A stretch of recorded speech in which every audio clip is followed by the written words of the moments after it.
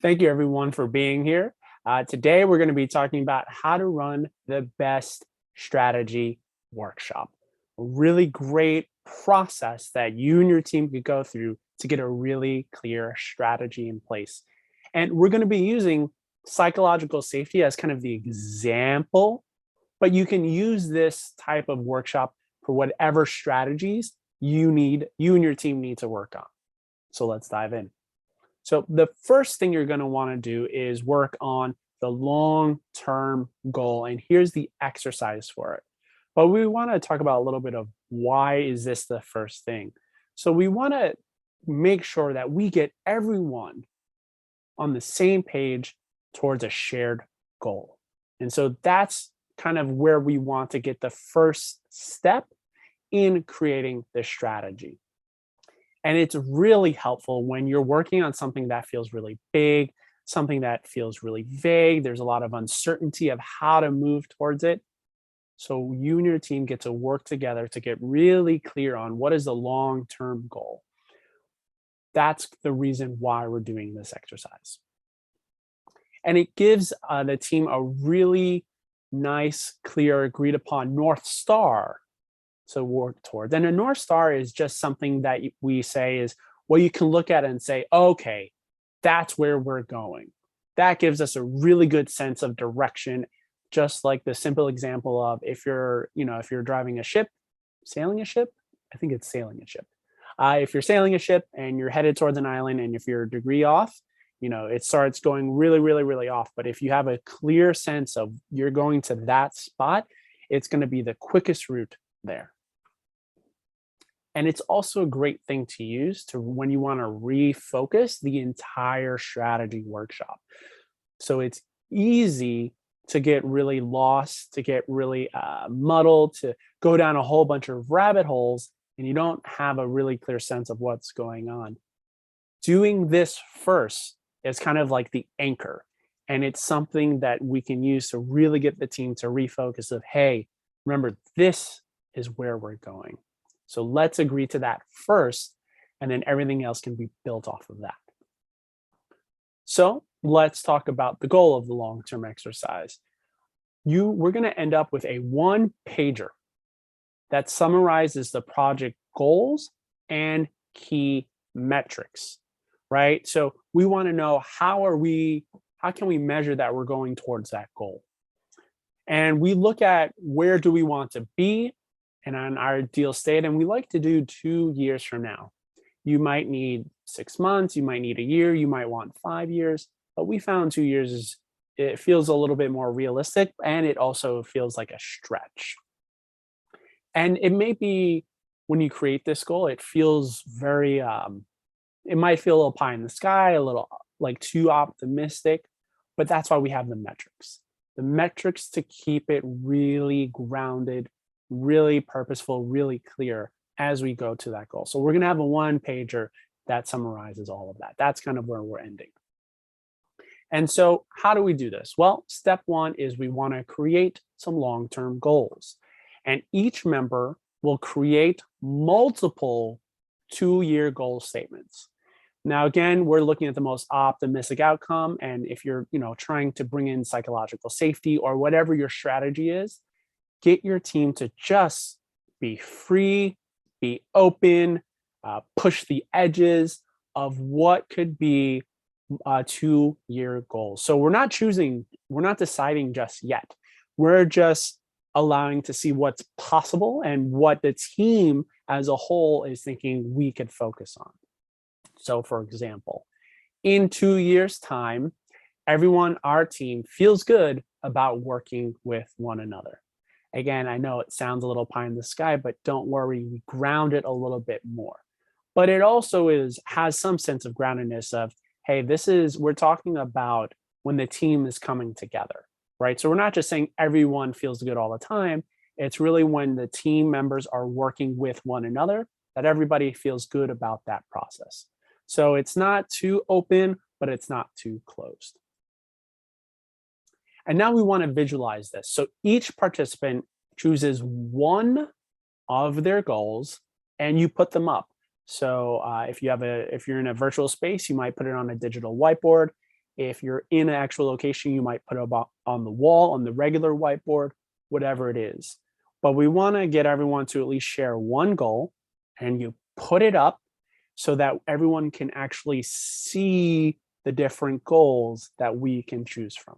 Okay, so instead of just kind of talking about the goals in conversation, it's much easier to visualize the goals so that we can really look at them, we can really work to understand them, and we can dive in deeper.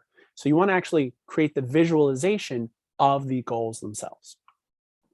And this is really lovely about creating kind of an inclusive experience, right?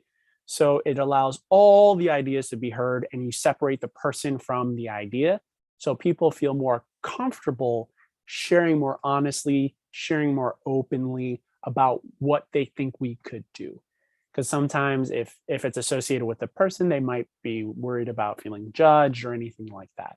And we want to just separate the idea of making anything biased or anything like that. So everyone puts it up at the same time. You don't know who wrote what, and you just have all the goals up there, and we're focusing on the goals, not necessarily the people who created them.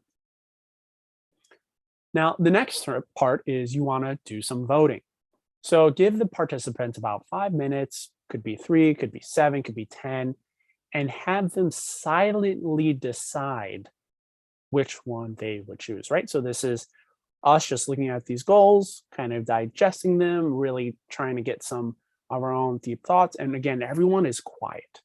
So it's just you're getting to reflect on the goals. Then you want to write down which one that you want and why on a sticky note. So after you get a sense, okay, I want this one, and the reasons are X, Y, and Z, just write those down.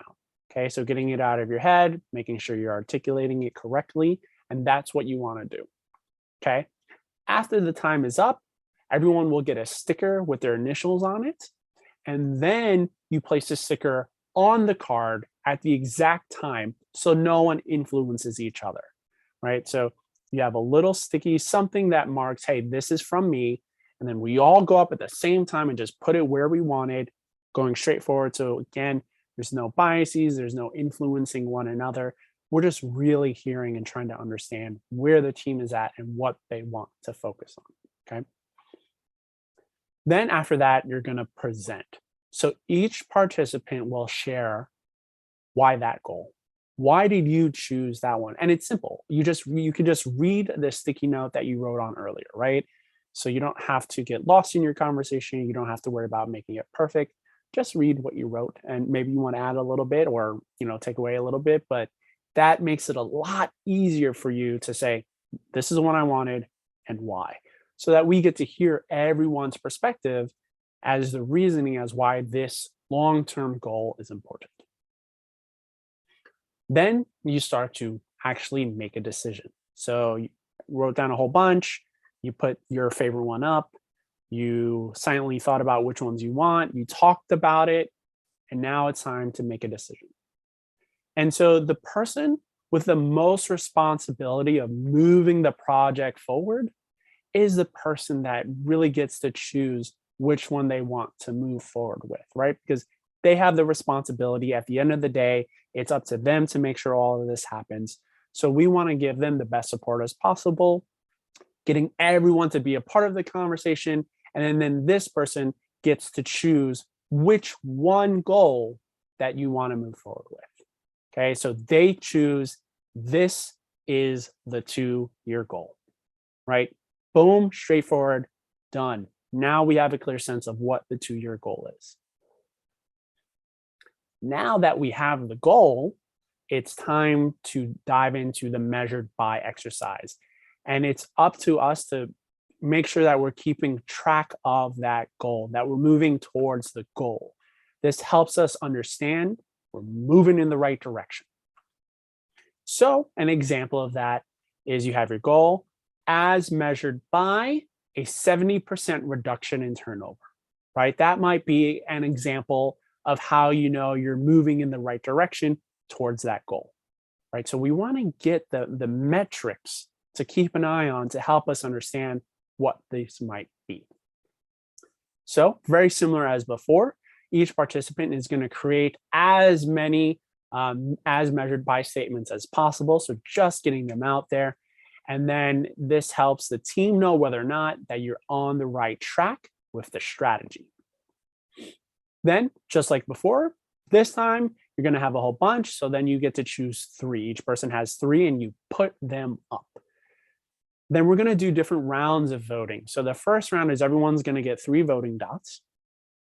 And you vote on the metric that measures whether or not we're actually on track for the strategy, right? So you look at all the different metrics and you get 3 choices of, I think this is the clearest measurement. I think this is the clearest measurement. I think this is the clearest measurement to help us know that we're headed towards that goal. Then the person who, again, is most responsible will also get to choose one of those metrics, right? So you have that person saying, okay, this is, since I'm moving forward with this and I'm the most responsible, this metric also makes the most sense. So what usually happens is you end up with the top 3 voted metrics, right? Oftentimes 2 from the group and then 1 from the person most responsible. Sometimes the person most responsible will choose one of the 3 that are already top voted, but we want to make sure that since this person has all the responsibilities of this, that they feel they have a good sense of the metrics to know that we're on the right track. And so here's a bit of an example of putting it all together. So in 2 years' time, everyone on our team feels good about working with one another, as measured by 70% reduction in turnover. Everyone at the meeting speak up. So everyone is actually talking and collaborating and being engaged in the process. And now we also have a 90% employee satisfaction rate. So these are just examples of what metrics can be. So this is not saying that you have to use these, but this is just to give you a taste of, here are the things that we can actually look at, we can measure, we can identify to help us know that we are going towards our goal. And so now we have the project creation. And it's really, it's simple, easy to understand the projects. So the projects are the things that we're going to be working on to get us to the goal, right? So we have the goal here, but what do we actually do? That's what the projects help us with. What are we going to actually do to get us towards the goal? And, oftentimes I have teams really think about these as experiments, right? So if you're working with psychological safety, what are the experiments that the team will run to build psychological safety? And so how do we do that? Well, each person will think about what project can be done to get to that goal. So what are the things that we can do as a team, as an organization, to get us towards that? And you want to, when you start off, give the project a silly, fun name, and then a minor description of what the project is. Then you'll create all the steps that would be needed to actually complete the project. We don't want to just have a project up in the ether. We want to get it grounded on, here are the literal things we do to complete that project, so that these metrics show that we are headed towards the goal. And what we found helpful is when you're creating the steps for that project, you want to start with the first step, do the last step, and then fill in the rest. We found that to be really helpful to get people to really identify all the tasks needed for the project. So here's an example of a project, and this is with an actual organization that I worked with.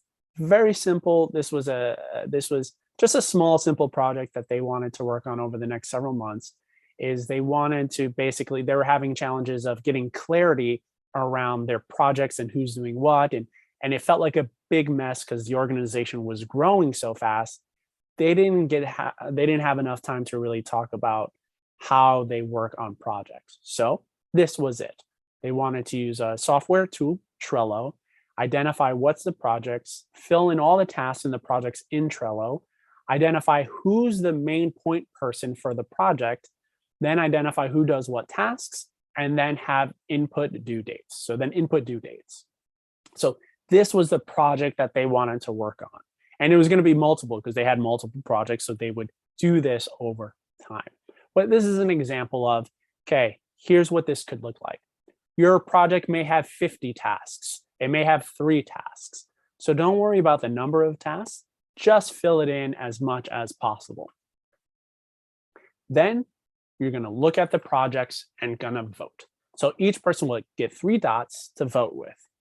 So this helps us to kind of get a kind of like a heat map of what projects people are really leaning towards to get this done, to get us moving to the goal, right? So again, this is where it's helpful to have that goal in place so you can make sure the projects when you're voting is going to get us to that goal.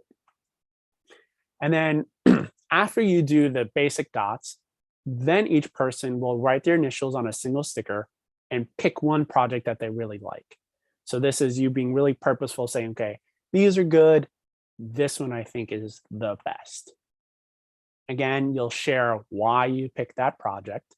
And then again, at the end, the person with the most amount of responsibility will choose the final 3 to 4 projects, right? So this is a 2-year goal. So there's going to be multiple projects. Oftentimes, the leaders, the people who are responsible, often choose the ones that most people picked. So that's a very normal part of the process. But again, since this person is responsible for all this work, they're going to get to choose the final 3 to 4 projects. Then we want to put this on a timeline. So when do we do this stuff? You could put on a timeline of when you will do which project over the next 2 years. So for example, first project we're going to do in the first 3 months. Second project will be done 6 months after the first project is complete, right? So just knowing the timeline of what are we doing, when are we doing it, so that we can get to this goal and we measure it by these metrics, right? So at the end, these are all the things you have. You have a clear, specific 2-year goal that you want to focus on. You have 3 metrics to keep you all on track, which helps ground it and it allows for more specificity that we're headed towards that. You have 3 to 4 experiments or projects that you'll get to do towards that goal. And now you have a clear path of developing psychological safety in the workplace or whatever strategy that you're working on. You now have a clear path of it. And so that's the process that we use to help teams develop strategies and have a strategy workshop. So if you want to run your own strategy workshop, that's the general process. Now, if you're interested in learning more about how teams can come together, how you can get your teams to work better with one another, we have a free guide that you can click below, and it's how to get your staff to open up in meetings. So a lot of the tools that we talked about in this are also in this PDF, in this free guide. And it's really about getting teams to work with one another, collaborate with one another, and how to get them to open up and also be productive at the same time. And if you want to learn even more, you can visit our website at leadbyimpact.com. So I just want to say thank you so much for being here today. I hope that this was really helpful, and have a great day.